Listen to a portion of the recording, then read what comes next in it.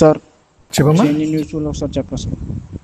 డెప్రిసియేషన్లో change in useful life అన్నదానికి important role play చేస్తుంది అనమాట. ఇక్కడ ఏం జరుగుతుందంటే, if there is a change in useful life of an asset, for example ఒక అసెట్కి 10 సంవత్సరాలు యూస్ఫుల్ లైఫ్ ఉంది, ఓకేనా. అది ప్రతి సంవత్సరం డిప్రిసియేషన్ చేయాలి. దాని కాస్ట్ 10 lakhs అనుకోండి. సంవత్సరానికి ₹1,00,000 చొప్పున డిప్రిసియేషన్ చేసేస్తున్నాం. అలా 4 సంవత్సరాలు అయిన తర్వాత దాని యూస్ఫుల్ లైఫ్ రివైజ్ చేసాం. అంటే అది 10 సంవత్సరాలు కాదు, 12 సంవత్సరాలు అని తెలిసింది. అంటే ఇక్కడ రిమైనింగ్ పీరియడ్ ఎంత ఉంది? 4 సంవత్సరాలు డిప్రిషియేట్ అయిన తర్వాత ఇంకా మనకి 8 years ఉంది, ఓకేనా. ఇంకా కాస్ట్ డిప్రిషియబుల్ వాల్యూ ఇంకా ఎంత ఉంది డిప్రిసియేషన్ చేయాల్సింది? 4 సంవత్సరాలు 4 లక్షలు వెళ్ళిపోయింది. 10 లక్షలు ఇస్ ద 10 లక్షలు అనేది ఏంటి? Cost of the asset. ఇంకా 6 లక్షలు ఉంది.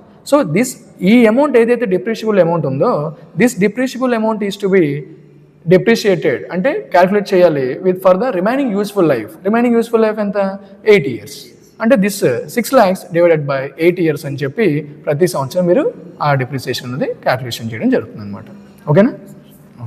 ఓకే.